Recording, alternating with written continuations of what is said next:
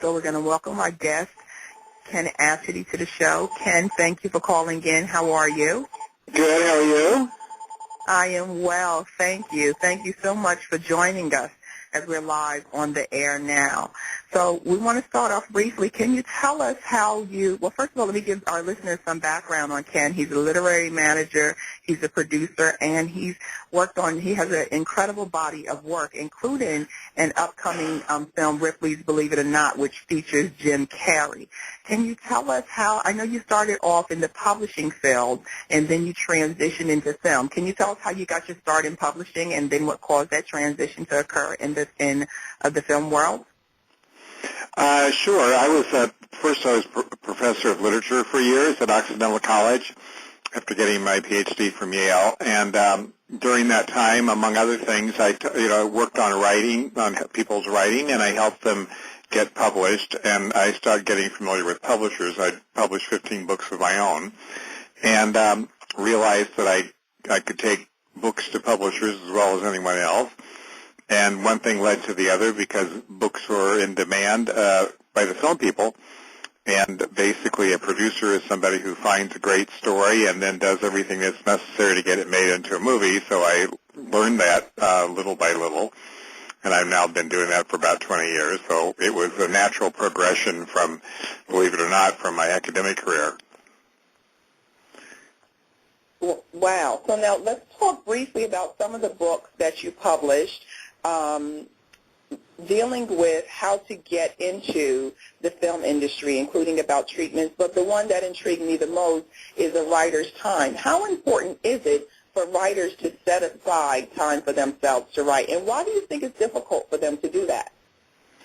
Well, I think it's difficult for anybody to set aside time for their dreams, and it's because most people begin by focusing on their work, and work is infinite.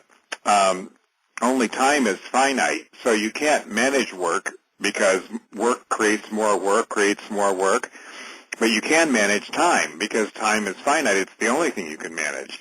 So if you simply dedicate some time every day to your writing, little by little, you will write. Agatha Christie wrote 4 or 5 books a year and didn't spend more than a few hours a day working on her writing, but if you think about it, if you spent 2 hours a day and wrote 5 pages a day, that's 1,500, 1,600, 1,700 pages a year, which is enough for, 3 or 4 books.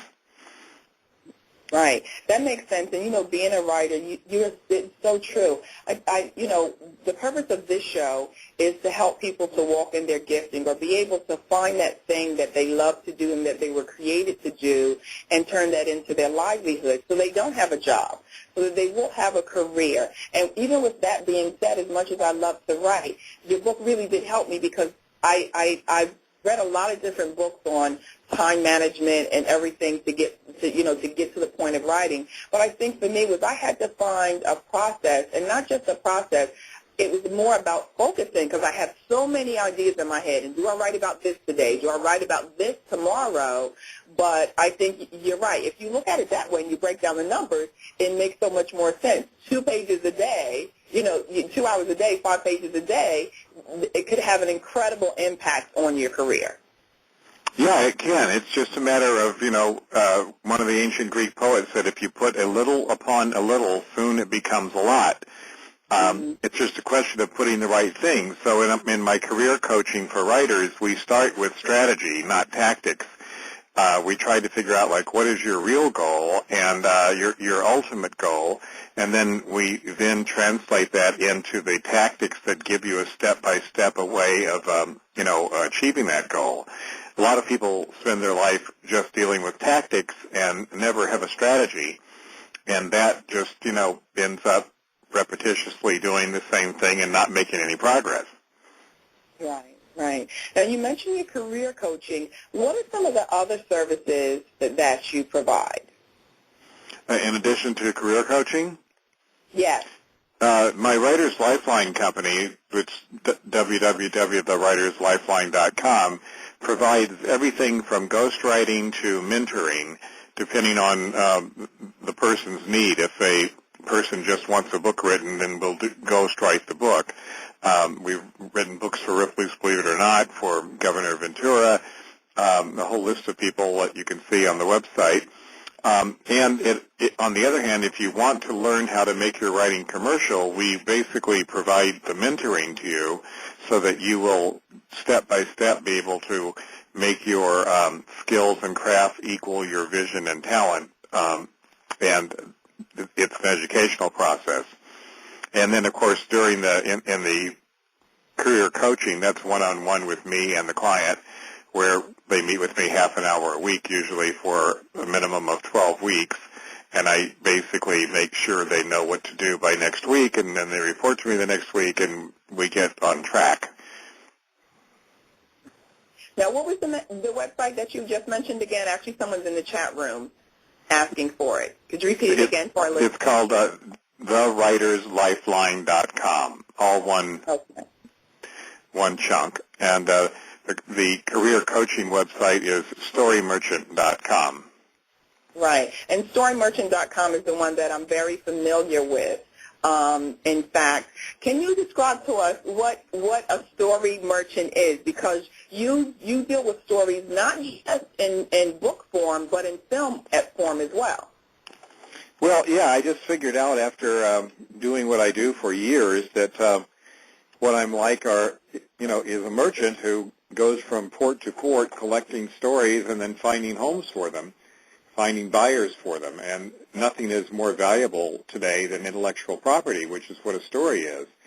And so the real question is who's going to buy it and how do you make it ready to be purchased? So that's what I do as a story merchant. And, it's just a very exciting idea that people are so in love with stories that there's even a profession called trackers who are looking for stories and who will call me up and say, is it true that you have a book called The Trial by Larry Thompson that is coming out from St. Martin's Press? And I say, yes. Well, are the dramatic rights available? Because they're being paid by the studios or by big producers to track stories. That just shows you how valuable stories are. But the frustration is that there's so many people trying to get their stories in the market that they get lost in the sheer mass of stories that are out there. Something like 700,000 new books were published last year thanks to the rise of self-publishing, and it's real hard to get attention to your work with those kinds of numbers up against you.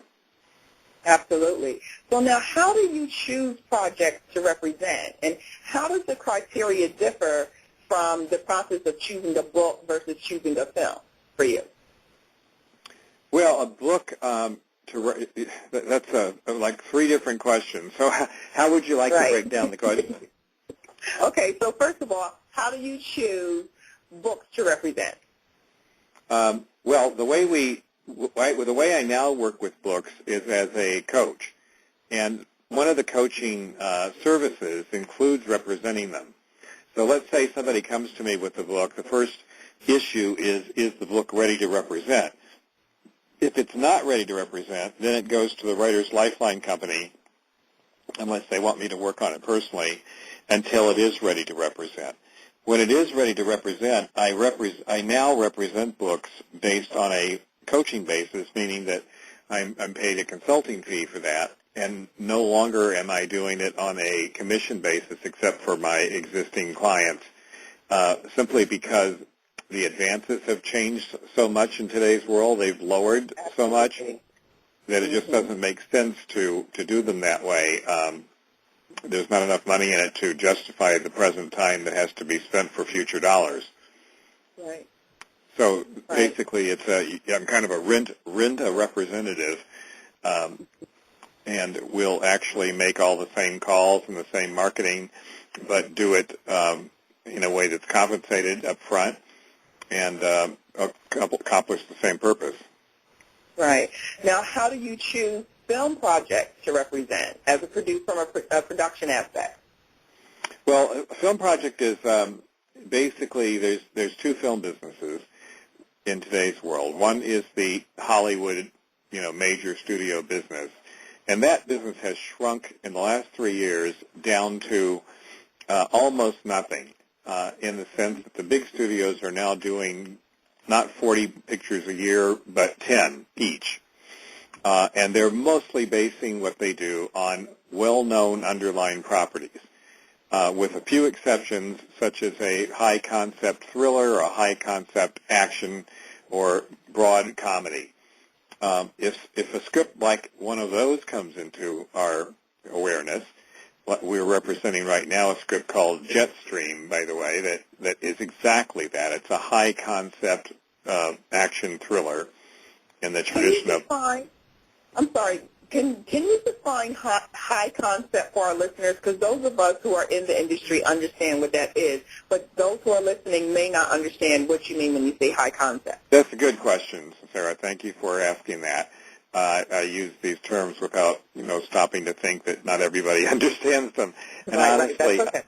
I didn't understand that term myself for years because as a professor, I assumed that high concept meant something high and esoteric, and in fact, I finally realized it's just the opposite. A high concept is really something so low that anybody gets it immediately. So it's often just in its title, Liar, Liar, Bruce Almighty, 27 Dresses. It's a high concept is something that can be quickly and easily pitched, and you immediately can imagine the actor in it. So you say Bruce Almighty with Jim Carrey, and you get it already.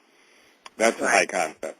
Splash, she's a fish out of water, but she's a mermaid. Right. That's a high concept. And Hollywood loves high concepts because the difficulty of marketing a major motion picture is enormous in this jungle market of ours in the U.S. And the shorter the pitch, the more powerful it is, because everyone's got a microsecond of attention span, and you got to grab somebody during that microsecond. Right. Absolutely right. So now, in the microsecond that people get to pitch to you, because their pitch would really be a query letter, how important, can you speak to the listeners out there about how important the query letter is, and what are the most crucial aspects of the query letter when they are trying to get your attention to see if you're interested in a project? Well, that's another great question because I get so many query letters that I basically just hit delete on.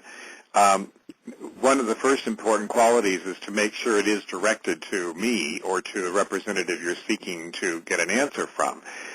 Many people direct their query letters, to some generic term, and the minute you see that, you just delete it because you know it's not personal and it's not really, they haven't done any research at all. But once we get past that, and now we're talking about really what the query letter is, it should be, the number one thing is that it has to be short.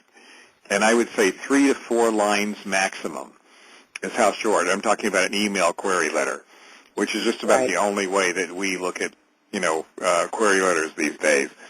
And and the subject line has got to be the concept of the project immediately, and it's got to be crystal clear and compelling.